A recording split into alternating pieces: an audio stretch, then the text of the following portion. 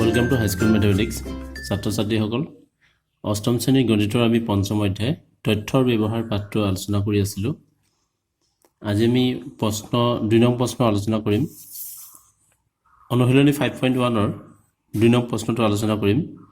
দুই নং প্ৰশ্নটো আছে জোনাকী আত্মসহায়ক গোটৰ 35 জন সদস্যৰ প্ৰতি মাহৰ জমা তলত দিয়া ধৰণৰ টকা হিচাপত আছে 110 125 তেনেকেইটো আছে 185 লৈকে।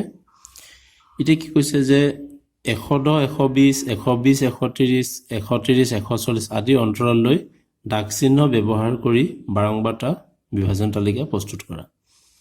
গতিকে বাৰংবাৰটা বিভাজন তালিকা আমি আগতে প্ৰস্তুত কৰিছিলোঁ। এতিয়া আমি কি কৰিম যে শ্ৰেণী অন্তৰালটো 110 120 120 130 তেনেকুৱা লৈ পেলাই আমি বাৰংবাৰটা বিভাজন তালিকা প্ৰস্তুত কৰিম। শ্ৰেণী অন্তৰাল, দাগ চিহ্ন আৰু সদস্যৰ সংখ্যা।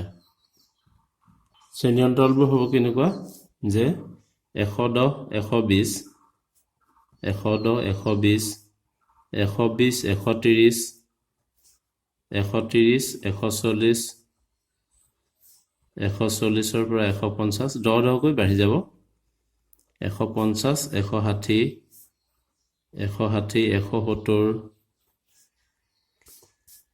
170 180 180 190 আমাৰ সৰ্বাধিক 185 লৈকে আছে। গতিকে 190 লৈকে লোৱাৰ পিছত আমাৰ আৰু নালাগে। এতিয়া দাগ চিহ্ন দিওঁতে তোমালোকে সাৱধান হ'বা, নহ'লে খেলিমেলি হয়। আৰু কাটি গ'লে একচুৱেলি খেলিমেলিটো নহয়। গতিকে তোমালোকে কি কৰিবা, প্ৰথমতে সেই 110 কাটিলোঁ। গতিকে 110 120ৰ মাজত আমাৰ এটা দাগ আহিলে। তাৰপিছতে 125টো ক'ত হ'ব, 120 130ৰ মাজত 125, আকৌ 110, গতিকে 110 120ৰ মাজত এটা আহিলে 140। এতিয়া চোৱা 140টো আমাৰ কি হৈছে 130 140 তাতো আছে, আকৌ 140 150 সেইটো অন্তৰালটো আছে। গতিকে এনেকুৱা যদি হয় তেতিয়া আমি কি কৰিম, কোনটোত ল'ম? গতিকে আমি উচ্চ সীমাত নলওঁ, আমি ক'ত ল'ম, নিম্ন সীমাত ল'ম। গতিকে উচ্চ সীমাটো আমাৰ বাদ দিব লাগিব। গতিকে নিম্ন সীমাত 140ত আমি সেইটো ল'লোঁ 150। তেনেকৈ আমি 150টো ইয়াতো আছে, গতিকে 150টো আমি ইয়াতহে ল'ম। 150 আৰু দুটা, গতিকে ইয়াতে আৰু দুটা আহিলে। তো 110 প্ৰথম ঘৰত আহিলে, 180 দুটা, গতিকে 180 শেষৰ ঘৰত 180 190ত 180 দুটা পালোঁ। তাৰপিছত আছে 110 আকৌ প্ৰথম ঘৰত। পিছৰ লাইনত আহা এতিয়া তো 140ত দুটা, গতিকে 140 আমাৰ 140 150ত দুটা পালোঁ। 120ত তিনিটা, গতিকে 1 2 তিনিটা 120 আছে, 1 2 3 120 130ৰ মাজত তিনিটা। 140 দুটা, 140 দুটা। এতিয়া চোৱা এইটো 4 নম্বৰ দাগ হ'ল আৰু এটা 5 নম্বৰ হ'ল। 5 নম্বৰটো আমি কি কৰিম, এনেকৈ পথালিকে কাটি দিম। আমি 5টা গোট বনাওঁ, গতিকে 5 নম্বৰ দাগটো আমি পথালিকে দিলোঁ। 170 170 180 এটা, 175 দুটা, 170 180 মাজত 175 ইয়াতে আহিব দুটা। 145 140 150ৰ মাজত 145। তাৰপিছত নেক্সট লাইনটো আহা 145 145 140 150ৰ মাজত 145 140 আকৌ সেই ঘৰতে আহিলে 175 170 180ৰ মাজত 120। এইটো 4টা দাগ আছিলে, 120 পঞ্চমটো হ'ল, গতিকে আমাৰ এইটো আমি এনেকৈ দিলোঁ।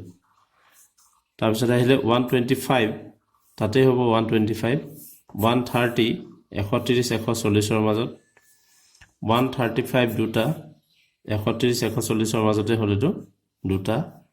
155 150 160ৰ মাজত 155 145 দুটা, 145 দুটা, এইটো 4 নম্বৰ, এইটো 5 নম্বৰ হ'ল।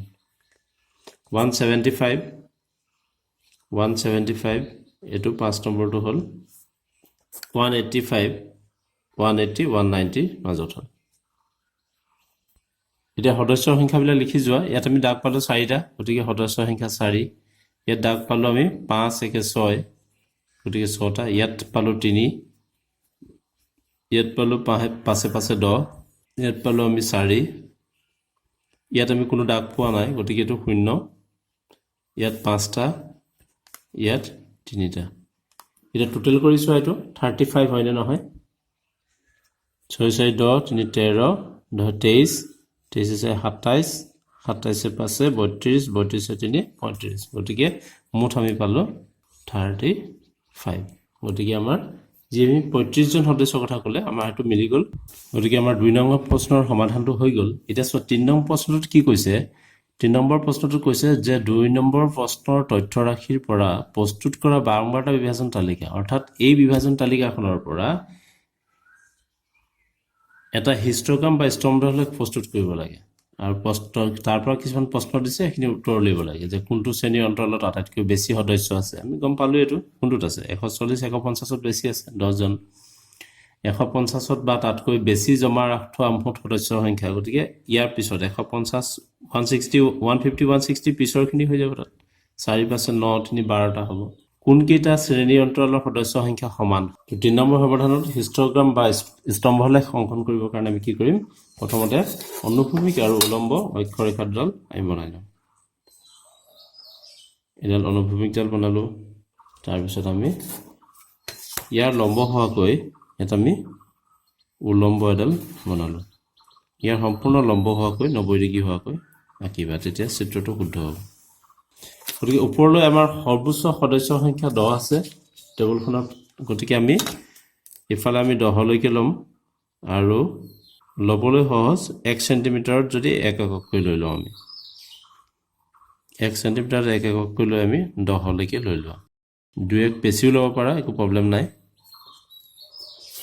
গতিকে এইখিনি আমি ললো 1 2 3 4 5 6 7 8 9 10 11 ইফালে তেনেকৈ আমাৰ নিৰ্দিষ্ট এককত ললে হ'ল আমাৰ ঘৰ কেইটা আছিল হেতু আমি চাম যে 110 ৰ পৰা ষ্টাৰ্ট হৈছিল গতিকে প্ৰথমটো আহিলে 110 120 130 140 150 160 170 180 190 আমাৰ শেষ হৈছে তো এইফালে আমি তলফালে কি লিখিছো এখিনি হৈছে শ্ৰেণী অন্তৰাল বিলাক আমাৰ যাব এইফালে আৰু ওপৰফালে কি হ'ব সদস্যৰ সংখ্যা প্ৰথমটো আছিল 110 120 ত আমাৰ 4 আছে গতিকে আমাৰ এই 4 আগলৈকে 110 আৰু 120 টো আমি উঠাই দিম স্তম্ভলেখ মানে এটা আমি স্তম্ভ অংকন কৰি দিম এটো আমাৰ 110 120 লৈকে আমাৰ 4 হ'ল 120 130 ত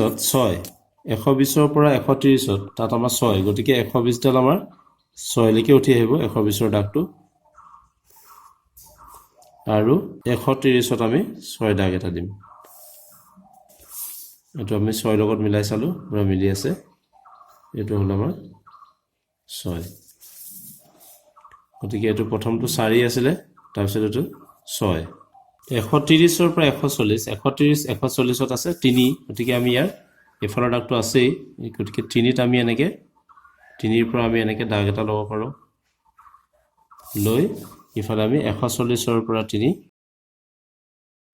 এটো আমাৰ 3 হৈ গ'ল নেক্সট আছে 140 আৰু 150 ৰ পৰা 10 গতিকে আমাৰ এই ৰেখাডাল আমাৰ 140 ৰ ডাল আমি 10 লৈকে উঠাই দিলো আৰু 150 ৰ পৰা আমি 10 লৈকে উঠাই দিলো এটো হৈ গ'ল 140 150 ৰ পৰা আমি পালো 10 তাৰ পিছত আছে 150 160 লৈ 4 আছে গতিকে আমাৰ 160 দাগটো আমি 4 লৈকে উঠাই দিলো এবা উচ্চতা 4 আৰু ইপিনে 4 দাগৰ লগত মিলাই আমি 5 ডাল টানি দিলো এটা আমাৰ 4 নেক্সট আমাৰ 160 170 শূন্য গতিকে এটো আমি অংকন কৰিব নালাগে 170 ৰ পৰা 180 হেতু আছে 5 গতিকে আমি ইয়াৰ পৰা 5 ঘৰ ওপৰলৈ অংকন কৰিলো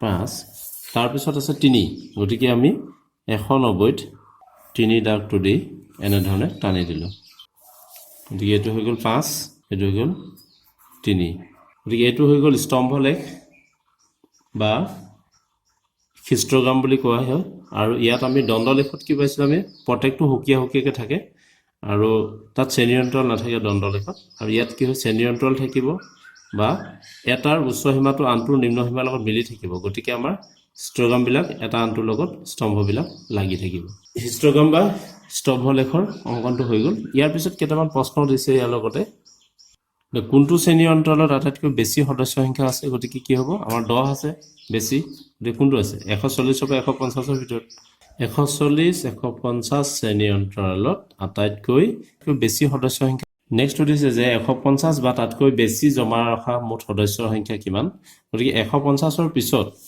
কিমান আছে 150 যেটো 150 তাতকৈ বেছি এইখিনি 4053 গতিকে আমাৰ কি হ'ব 150 বা তাতকৈ বেছি জমা ৰখা হ'ল 4 5 9 3 12 জন সদস্য 150 বা তাতকৈ বেছি জমা ৰখা মুঠ সদস্যৰ সংখ্যা 12 জন নেক্সট 3 নম্বৰ কোৱেশ্চনটো সুধিছে কোনকেইটা শ্ৰেণী অন্তৰালত সদস্যৰ সংখ্যা সমান গতিকে কোনকেইটাত সমান আমি সমান মাত্ৰ দুটা শ্ৰেণী অন্তৰাললৈ পাইছো 4 4 3 3 দুটা পাইছো আমি 4 আৰু 4 গতিকে 110 120 আৰু 150 60 আৰু 3 পালো 130 140 আৰু 180 190 গতিকে দুটা মেনশন কৰিলা